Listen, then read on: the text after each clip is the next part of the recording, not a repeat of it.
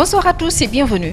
Faites-nous rire, c'est la première édition que l'on vous présente, le One Man Show. C'est une battle. 17 candidats vont s'affronter. C'est une première au Sénégal. Et vous, chers téléspectateurs, vous suivrez les numéros que vous verrez de vos différents candidats. Vous allez voter pour eux avec le numéro qui s'affiche en bas de votre écran.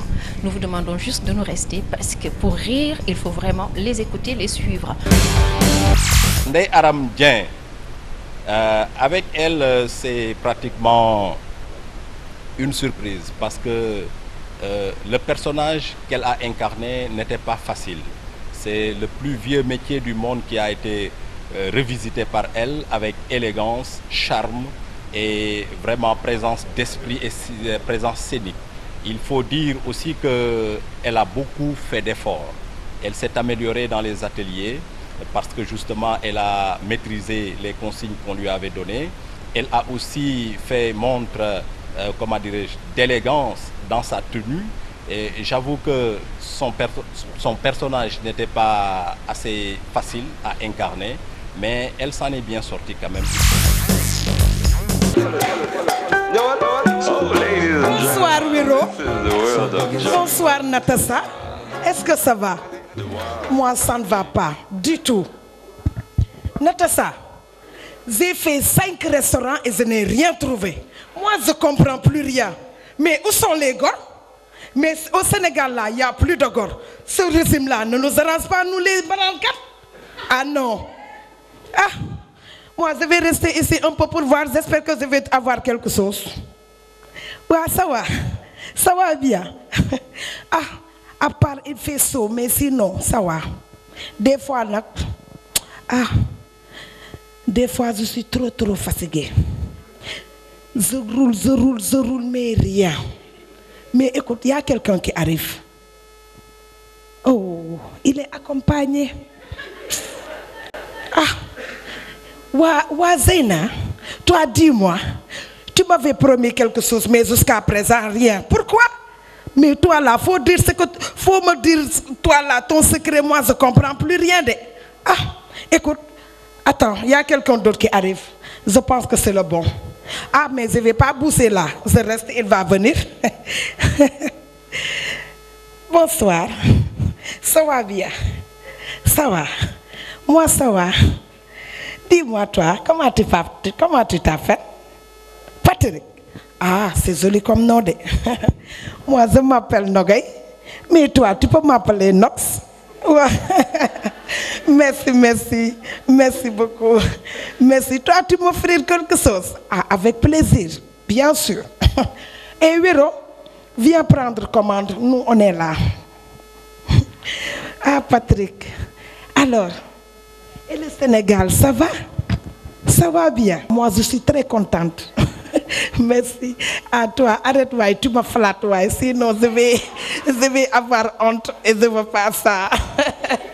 Merci beaucoup, merci. Ah, Patrick, il fait chaud. Attends, on fait encore boire. Moi, fatigué trop, ouais.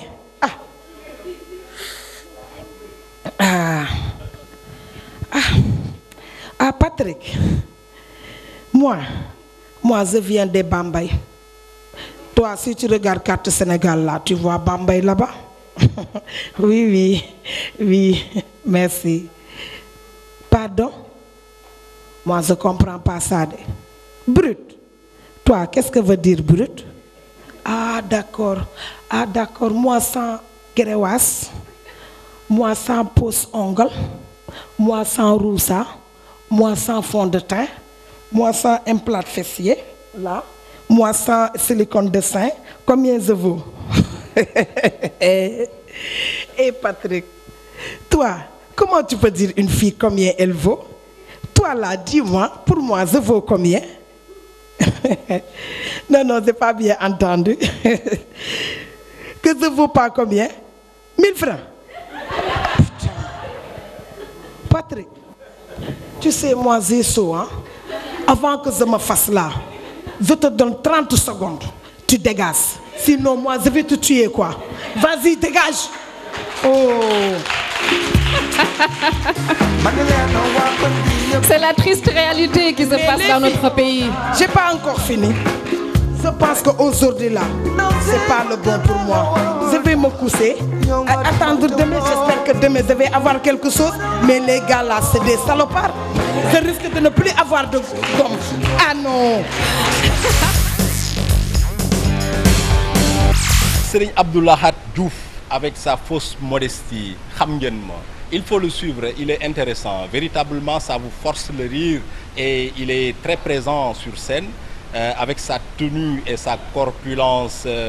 Vraiment, on délire. Et il faudra comprendre que aussi dans sa prestation, il y a des moments où il faut le comprendre. C'est, comment dirais-je, le personnage qui impose que des fois, il ne veut pas parler de certaines choses, alors dont il parlera finalement. Et vraiment avec Abdou Lahad on s'éclate. Ni ñu sentir bëri na mais dañ la bëgg a xamal ne fii tey dafay toj xamal tukk su bënn bu saañ ba réer fii la. hey tey day saf-saf. saf-saf. tey saf-saf. trop. nokkas laa fi sotti. xam ngeen ma xam ngeen may kan Seras laay liggéeyee.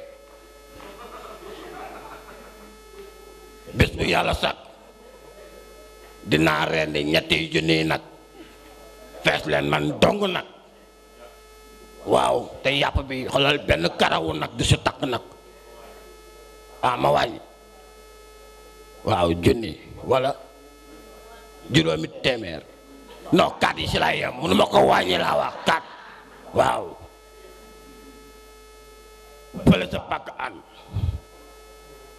waaye gardien bi moo fa def erreur bu mag erreur bu ngande laa wax dafa tëjji gaynde yi di leen sàmm jox leen ñu lekk ba pare xoolal mu fàttee tëj bunt bi waaw xoolal gaynde yi génn songu leen bëgg leen lekk heureusement ma yem si man waaw dama modeste man bëgguma ko di wax sax waaye xoolal dama ëmb ba ma si yemee gaynde gi ñëw ba sama kanam ñëpp daw mën a teg taxaw mu ne ma waaw mënoon naa ko def ni sax mu dem mais kon day yomb waaw ma ne teg xoolal mu delluwaat na ma ne teg te xam ne boo nee teg rek teg walla yoon bi ñetteelu xon bi ci laa ubbi gémmiñ gi ba mu sës ma tëjaat ko ubbi waat gémmiñ ga ba ñaari ŋaami teppee ko mu ne ma pardon sa m'excuse waaw ma baal ko gaynde sama xarit la waaw ba léegi mi ngi hôpital principal entrée daf may woo téléphone sax di ma nemeeku waaw benn bés dama liggéey ba noppi génn ci autoroute bi waaye fekk fa embouteillage bu metti sax mais brusquement dama wàcc ma laaj lu fi xew ñu ne ma ñaari camion 20 tonnes ñoo baare tali bi xoolal waaye may ñaaj di ñaaj ba ci ñoom fekk la ñu las ci digg tali bi mais xoolal dama ne coppet benn bi ak samay ñaari baaraam waaw ne ko xëlëb fële na waat cas beneen bi ak sama benn baaraam ne ko xëlëb fële gaa yëpp jàll xoolal ñu may tàccu waaye man xoolal kooku man la. Moussa Ndiaye, son paracétamol a guéri des maux de tête. Parce que justement, c'est agréable de le voir sur la scène, c'est agréable de le voir parler et de le voir parler, faire un sketch en français. Parce que il faut admettre, il faut avouer que beaucoup de ces candidats ont des difficultés à faire des sketchs en français.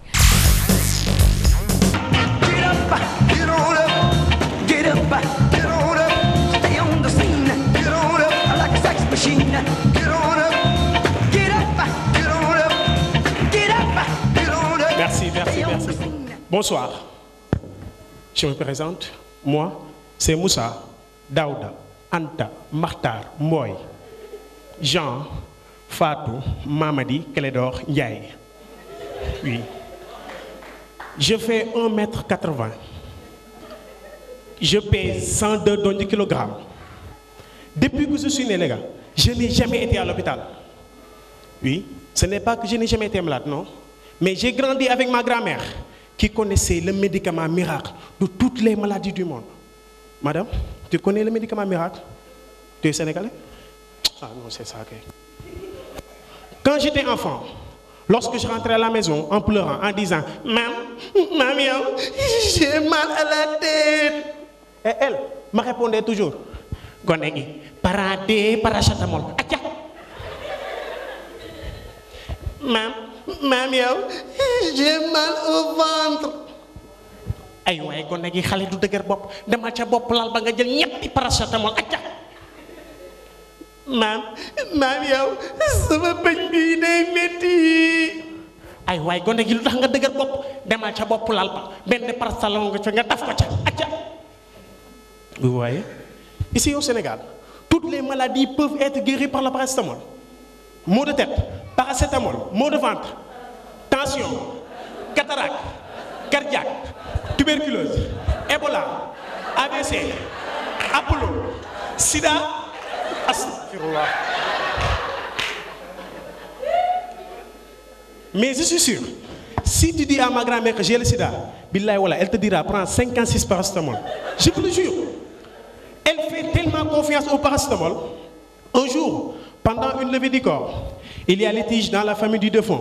Les uns voulaient l'enterrer au village de son marabout, les autres étaient contre. Mais pour les départager, ma grand-mère est partie doucement mettre 32 paracétamol dans la bouche du cadavre. Ce dernier, billahi wallah, il s'est réveillé automatiquement pour dire silence. N'est-ce pas que c'est mon cadavre, non? Ça m'appartient, non? Je veux commenter près de Serigne Mor Sokhna. Il m'avait promis le paradis, que la terre de Mbirkelane me soit légère. Ensuite, le cadavre se recouche, très très mort cette fois-ci. Voilà que le paracétamol de ma grand-mère a réveillé nos morts ce jour-là. Et elle solutionne un litige. Mais le plus bizarre, c'est que ma grand-mère a vécu 111 ans, sans ordonnance, que du paracétamol, pour toutes les maladies. Mais elle est finalement décédée à la suite d'une overdose de paracétamol. Mais à l'âge de 111 ans, ma grand-mère a pris 112 paracétamol. L'excès d'un tout petit comprimé de paracétamol a eu raison de Madame Paracé la mort. Mais, attends, avant de vous quitter, je veux chacun d'entre vous prendre 12 paracétamol. Oui, pour rendre hommage à ma défunte grand-mère, Adja Awa Astou Rokhaya Bintou Kalsoum Faye, que la terre de Mbirkelane lui soit légère, en bon entendeur.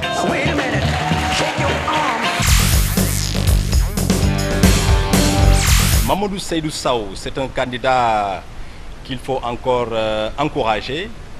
J'avoue que son thème est intéressant parce qu'il met le doigt sur les tares de chacun de ces métiers qu'on constate. Il est avec les policiers et c'est valable pour tous les corps de métier. Il est important de s'instruire davantage pour exercer comme il le faut ta profession. C'est le message qu'il lance. 1, 2, on s'est combattant, on a soukéré, marquez pas. Et 1, 2, on s'est combattant, on a soukéré. Tu ne sais pas que moi je suis ancien combattant. Moi je suis ancien combattant, j'ai fait la guerre mondiale. Dans la guerre mondiale, il n'y a pas de camarades wine. Bonsoir, je m'appelle Mamadou Seydou Sow. Sow pour le sow. Sow sans sucre pour éviter d'attirer les mouches. Hein? En fait, moi, j'ai toujours voulu devenir policier. Hein? Mais ces temps-ci, je me suis résigné. Demandez-moi pourquoi. Je me suis résigné parce que pendant une rafle, j'ai eu honte. Pas de moi, mais des policiers.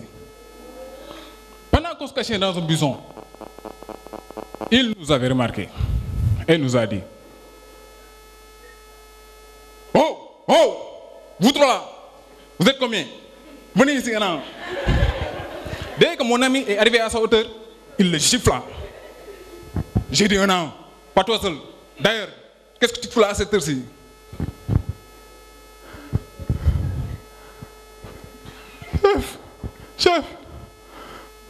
Chef, c'est... J'habite à 2 pas. Et puis tu mens. Pourquoi tu mens? Tu es à 2 pas. Fais-moi 2 pas. Chef, c'est-à-dire que...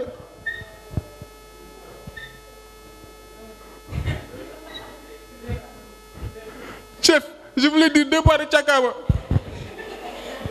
Tu te fous de moi. Montre-moi ta carte d'identité.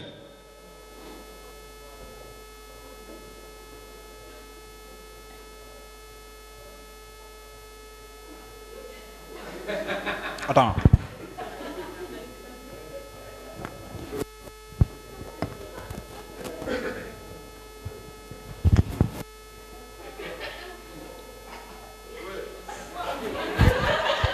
Comment tu t'appelles? Chef, c'est-à-dire que c'est écrit sur ma carte. Ah bon? Tu veux dire que je ne sais pas lire? Tu veux dire que celui qui m'a formé, à savoir le caporal, ne sait pas lire? Ainsi que le général qui l'a formé? Mais qu'est-ce qu'il y a encore? Qui est-ce qui m'appelle comme ça, hein? Allô, oui, c'est qui là? Qui ça? Ah ok, Kiné. Kin. Ah oui, ça fait un bain, hein? Tu m'as laissé. Ah oui, moi, je suis là, hein, à veiller sur la sécurité du pays, hein, comme d'habitude. Oui, c'est ça. Ah ok, tu voulais régler les papiers? Ok, passe demain, je vais régler ça. Ok. Sinon, comment se passe ta soirée? Allô?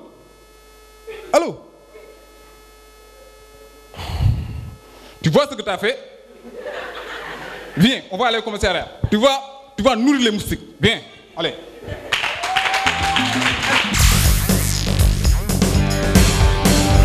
Et là, Ndiaga, comme je l'ai dit tout à l'heure avec certains candidats, il vous force le rire. C'est un artiste talentueux. Véritablement, il nous a beaucoup surpris et il a aussi fait montre de qualité artistique énorme. Analaton, ton, et achude,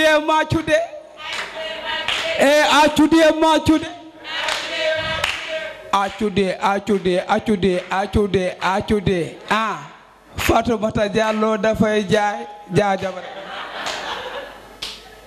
Merci beaucoup. Je m'appelle Ndiaga Mboup, artiste comédien Koungheul. Artiste, oui. Depuis que j'ai quitté l'école, j'ai pris cette vocation. Jangana, ko xam ban classe la baye? Hein? Classe Moussa Maïga. CM2. Ku mënon jang la nak. Mais maître bi dama bañoon. Ben yon la jël ndaare ci lon jël ndaare mo fébaroon. Un jour, maître bi bind voyal O ci table bi. Qui peut me lire ça? Il y avait quelqu'un, Alpha Omar Diallo. 9 mois, monstre yëkkati loxo. Mu jékki-jékki monsieur titre, xam nga titre ko ci dugal. Monsieur bi ne ko ouais toi Alpha. Mu ne ko o, monsieur bi ne ko o de quoi? Mu ne ko o ko roue auto. Titre ko ci dugal. Mu jógaat na ma Ndiaga, est-ce que tu peux me lire page 12 de ton livre? Je lui ai dit oui. J'ai commencé, il est midi, c'est l'heure de la sortie. Il est midi, c'est l'heure de la sortie. Prenez-le par 4. Yapuma. Oui, ça m'a dit. Bob Bataille nak. So ne me reste le page 12. Le livre de CP2, je l'ai parquélisé. Écoutez. Il est midi, c'est l'heure de la sortie. Sidi tient son petit frère, salé par la main. En rentrant à la maison, il passe devant la boutique de Kébé. Boutique Kébé, que égale que. Une brique, le Kinkeliba, la Tabaski, Dakar, Pékin, Kaola, Zébé, à Kédougou, le Moustek, Pigrama, Zesek, Didbe, de Karité. Après ça, il m'a dit, qui peut me faire une phrase qui a dit que. Il y avait un homme qui s'appelle Khadim Sen. Il a dit, Moussé, ouais, dès que je me lève, je brosse mes dents. Il y a un autre. Qui peut me faire une phrase? Toi, dès que tu es ici, hein? Tu es content? Merci. Il reste que moi. Moi, Ndiaga l'intellectuel. Il m'a dit, toi, mon Dieko Yengal Moussa, Dieko Yengal Moussa, Dieko Yengal Moussa, Tasba, ouais, Idjer, on le part. Sacré Ndiaga, hein?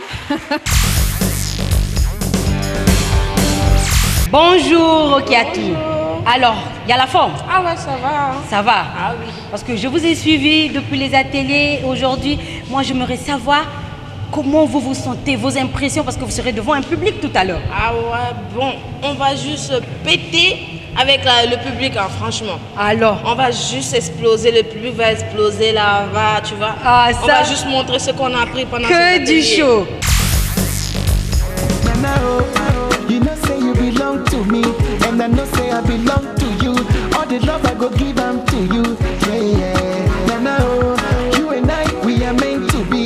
If we marry, we go make pikin. Nana, oh, my beautiful baby, yeah. Nana, oh, Nana, you be the party one. Bonsoir, ça va?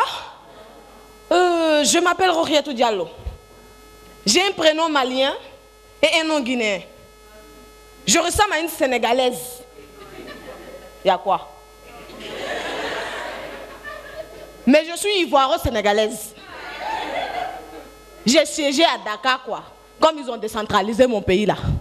Donc, mais sinon, et les affaires, ça bouge.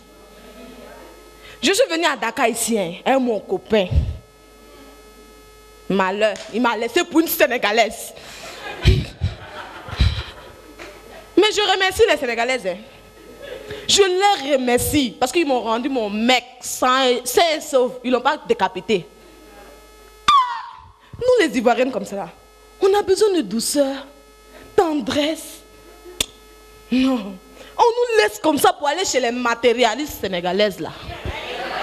Ils sont trop matérialistes. Vous êtes d'accord, non? Si. Ils sont trop. Donc là, je me promenais tout simplement avec mon copain. Je te jure. Toi-même, vous savez que moi, mon déhanchement, ça tue. Vous n'êtes pas mort comme cela, là. Donc là, on se promenait tout simplement. Il y a une femme sénégalaise. Non, mais les femmes sénégalaises sont belles, hein, qu'on se dise la vérité. Une belle femme sénégalaise comme ça. Elle interpelle mon copain. Ça va, Moussoué? Tu peux me donner 200 francs à cet effondé. Mais attendez. Moi, en même temps, directement, je me suis dit non, cette fille-là. Si mon copain l'achetait un shawarma et puis un coca là, je te jure qu'elle va, non. Et puis il passe la ligne avec elle, cracher. Non, les filles sénégalaises aussi. Hein? Et quoi? Ah, en tout cas, moi, je sais rien. Hein? Je sais rien, j'ai rien dit. Nous allons recevoir le grand géant, le numéro 17, qui est Monsieur Amadou Imbedi. Quelles est vos impressions, quoi? Comment vous allez voir? Voilà, tu vois, comme dans ma compagnie, les vitamines C, on a l'habitude de dire, ça chauffe, ça me chauffe, et je dois tout verser sur les spectateurs qui m'attendent là-bas. Je suis prêt.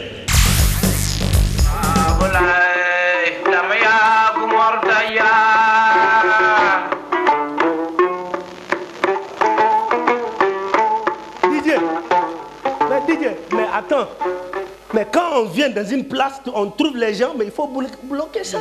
Bonjour, bonsoir, selon la position du soleil. Homme et omelette. Femme et femmelette. Gosse et gossette. Vous de moi, moi autour de vous. Tous mes fils de caleçon et pardonnez toutes mes félicitations. Vous savez, moi, avant, dans les années 1850, quoi? 1850, je travaille où on donne le sang. C'est l'actuel Centre National Transfusion Sanguine. Avant c'était le CTN, caoutchouc transparent pour le sang. Donc c'est après qu'ils ont tout changé. Alors un jour, on m'a dit, bon, Monsieur Bonbon Sucré, on doit aller dans un village pour collecter du sang. Bon, comme toujours, il y a les pauses, tu vois, avec le chauffeur, il est fatigué, il voulait descendre. Nous tous, on est descendus. Et du coup, je vois de l'autre côté une fille, vendeur de café. Masha'Allah. Et là, ça va? Ça va très bien. Tout se porte. Alors, je décide d'aller acheter un casse de café. Donc, j'ai vu la fille bien habillée. Oh, bien habillée, j'ai dit. Elle a toutes les qualités qu'il faut. Et elle est propre. Alors, j'ai décidé d'acheter. J'ai dit, allez, bonsoir, mademoiselle, s'il vous plaît. Nyari casse. Déjà, la personne dont je parle, c'est une sourdouée, elle ne parle pas, elle dit.